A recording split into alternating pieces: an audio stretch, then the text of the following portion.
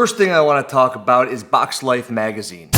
And the reason for that is because they were covering the Brooke Wells burpee debacle. Now, these videos aren't easy to make. That's ridiculous. The research that goes into the stuff I talk about isn't just something that pops out of thin air. So yeah, it used to piss me off quite a bit when Talking Elite Fitness and Maureen Chaka would talk about the stuff that I would present first off, and they wouldn't give me credit where credit was due. So I want to give a high five to Box Life magazine for mentioning myself 11 times in their most recent article. Thank you. In that video, I talked about a handful of athletes that I had seen, including James Sprague, Ariel Lowen, and people who had received some penalties on their semifinals online workouts. What went through the radar was Bethany Flores. My name is Bethany. Oh my God. Her second and fourth workouts were completely eviscerated. They're sitting there with zeros. And the reason for it appears to be the registered judge, or the unregistered judge. How do I know this? Well, you got over to the registered L1 thingy-majiggy, type in the judge's name, and they're nowhere to be seen. This is what I'm assuming happened over at Mayhem with all of the Masters athletes. CrossFit said, hey, we'll check those videos out for you because we noted that it's new. But then they also said they wouldn't be doing it any further. This is further. Because it's further, you're assuming that Bethany Flores is going to have to go somewhere else and qualify for the CrossFit Games. That's maybe going to be hard to do after what we saw from her at the World Fitness Project, where she was, what, dead last or second to dead last? Oh my God. She put up an 18-minute video on her YouTube channel telling us that it was her back. But unfortunately, my back. I saved you 18 minutes of your life by telling you that it was her back. Again. There's this strongman from Ireland. Hello. His name's Pow Dwire. Kinda off the cuff mentioned me on one of his YouTube channel talks the other day. He's like this CrossFit fella, and he comments on all of Mitchell Hooper's videos, sending hate from wherever this cunt is from.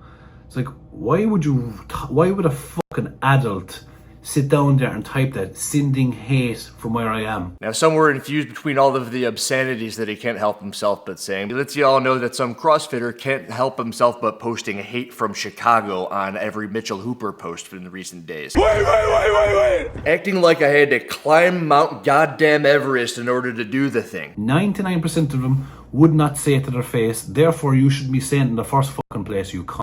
Beginning of this video, I told you that a lot of work goes into the stuff that I post on the internet. So yeah, I'm on Instagram a lot. And when I see a Mitchell Hooper post come on up, it takes me no less than 45 seconds to go hate from Chicago, heart emoji. For those of you who don't know, there's this character out there named CC Unsilenced. This is Caitlin Campbell, and I doubt we'll ever see another comment section nearly as brutal as hers. She gets called Heavy Potter, Lesbian Peter Griffin, and White Kim Jong-un. Although if you're familiar with Caitlin Campbell's content, you might argue that she really doesn't deserve it. She creates coffee, and about 8 to 14 months ago, there is this entire hate from blah. Caitlin's haters also developed a whole new style of comment, simply writing hate from followed by their place. There was hate from Epstein's Island, hate from St. Jude's Children's Hospital, hate from the front lines of Ukraine, and hate from the cartels. And remember, Mitchell Hooper came into the CrossFit space first and threw mud at John Young. He tried to white knight for the strong women he doesn't care about. Mitchell Hooper is the one who threw Luke Stoltman, fellow strongman, under the bus for doing exactly what he was doing.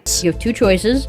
Keep posting content and ignore the trolls, ignore the haters, and go out there and win, or stop posting content and do something else. So if I want to take 13 seconds out of my day to put a little heart emoji and say hate from Chicago, it's not that freaking serious, while it's all kind of serious. And he accuses me of not being someone who's going to say it to somebody's face. Well, you got that wrong, Mr. Man. 99% of them would not say it to their face. I am that one nigga in 10,000. Oh, this guy's banned from CrossFit for taking steroids. Yeah.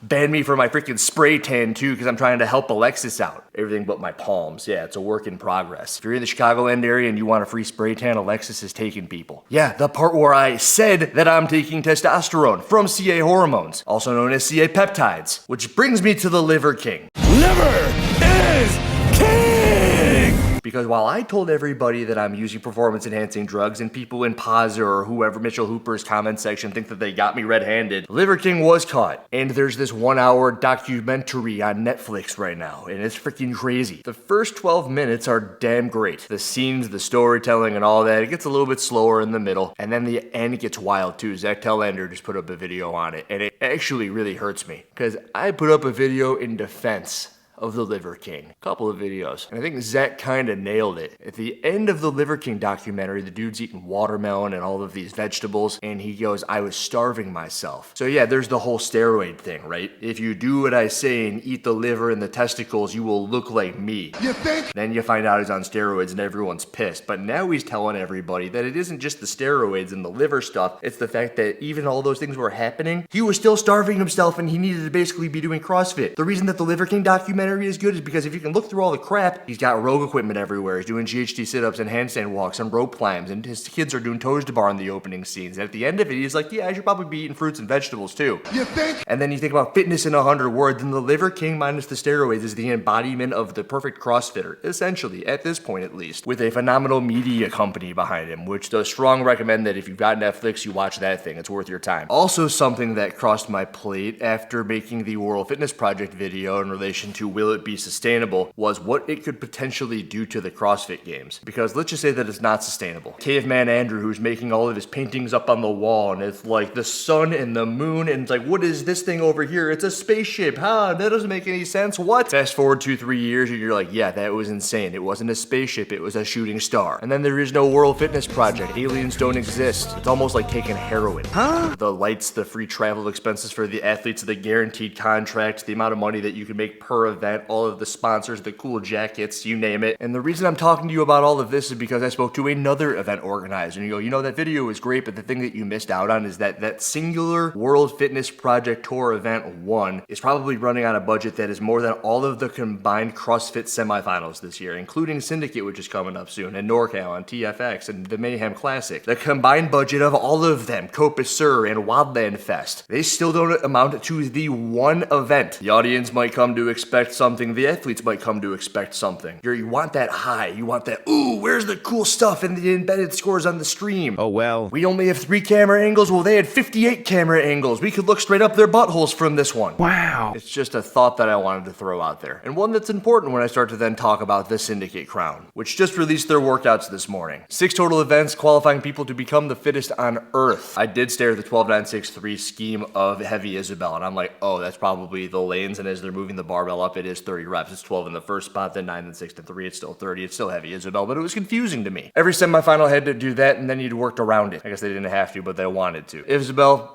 over it. It's like having pancakes every single day. Every day that you have them, you wish you were eating something else. Workout number 2, phenomenal. Thank you for bringing back the bratwurst. You know that they exist. You know that at every baseball game and football stadium you go to, there's hot dogs and there's bratwurst, but you never really have the bratwurst. Usually you have the hot dog. You play it safe, but then every so often, there it is, the bratwurst. And you wonder why it isn't there more often. A 100's chipper. It's up to the athletes to figure out how they want to pace the echo bike and the toes to bar and the bar facing burpees and the front squats at the end. Did they mispace? Yup! It's an event that isn't entirely predetermined how it's going to play out from the way that it was programmed. It's not like doing Fran. Everyone needs to go unbroken and as fast as possible. And it's something that has become incredibly annoying with competitions recently. All of the workouts are basically who messes up the least or who can do things the quickest. This one is pacing, which reminds me of what CrossFit kind of was at one point. And I'm happy that it's around. Workout 3, a whole bunch of running and yoke carries. It's 2 miles broken up by the yoke. It's good. You gotta have some sort of running, right? First of all, running is a part of CrossFit. And if you're gonna have some running, this is a good way to do it. 2-2-2-3 intervals. You got the heavy jump rope, the cut rope, and then you've got the double kettlebell overhead walking lunge. I wonder if you're gonna be able to put those things together over your head. I think that the rope is going to fry your grip a little bit. The cut rope is something that hasn't been there in a little bit. Similar to Heavy Isabel, I'm kinda getting sick of the double overhead walking lunge stuff at this point with having the online semifinals and seeing it at the World Fitness Project. I'm assuming these workouts have been written for a little while, but overall, it's gonna be cool to watch the people progress through that thing, and hopefully nobody Tia's or Matt Fraser's it. I don't think Matt Fraser busted the one of the games that one year. I think it was just Tia who did it with the yoke that one time, and you know when. Workout 5 is basically a bunch of 30s with 90 total GHD sit-ups. I think that might be actually on the low side, but we're bringing back the handstand wall obstacle course. Box jump overs are tall. This is going to offset Heavy Isabel. When I say offset, it means that's something that the big, strong power athletes will win for sure, and this is one where the advantage will be to the smaller gymnastics type athlete. I just want to know how Kale Lehman's going to do on this one. You'll be here, right, Kale? Oh my God. Workout 6, the finale. You really had to bring an echo rower all the way here, JR, for a 21-18. I'm super curious to see how that's going to play out. Sandbag cleans on the way in and the way out. I'm not a big fan of the whole show it control up top like that. I have the bag, you know it because my arm's over here. I was personally more of a fan of throwing it over the body. Sandbag cleans over the shoulder, but that's just me. 30 muscle-ups for the dudes, 24 muscle-ups for the chick, and a tight window. It's got a 9-minute time cap. This is going to be the one where people will be making or breaking their trip to the games, and maybe that's the point of the rower. Someone's going to be like right on the cut line or keeping themselves in the cut line, and maybe they mispace the row a little bit, making them blow up on the muscle-up. They bite off more than they can chew with their pace on the front and paper on the back. That might be very cool to watch. Maybe that's the idea. I don't know. You're going to have to watch it to find out. I hate to show my bias, but this was programmed by J.R. Howell, and I think that this is without doubt the best programmed competition of the semifinals. Sorry, Mayhem. Not sorry, Wildland, because that competition was absolute garbage, at least from a programming standpoint. I saw French. French was eh. Did the fittest still go? Yeah, but I think that's a pretty easy cop-out to make. I give Mayhem's programming like a 7.5 or an 8. I give JR's right here a 9.5 as far as just looking at it. The thing that I know about JR is that this is his life. This is all he thinks about.